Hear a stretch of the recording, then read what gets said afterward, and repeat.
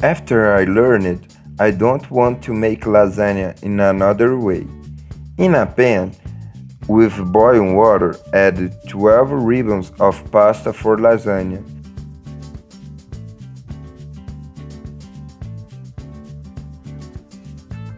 Leave for 5 minutes or until al dente. In another container, add 150 grams of grated mozzarella, 150 grams of grated ham, 100 grams of sour cream, 3 tablespoons of curd, green smell to taste, 1 teaspoon of chimichurri, 1 teaspoon of salt, black pepper to taste, and now mix everything very well.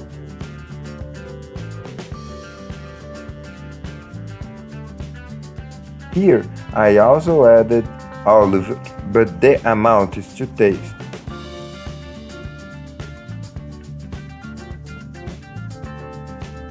Now just book next door. With our lasagna ribbons already open, let's add the fillings.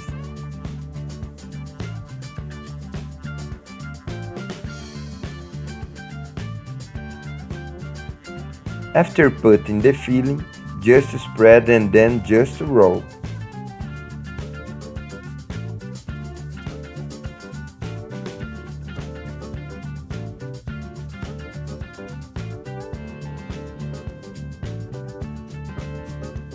Look how perfect it is.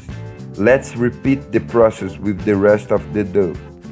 On a platter, add half saucer of tomato sauce and reserve the other half for the end. Now, just add the lasagna rolls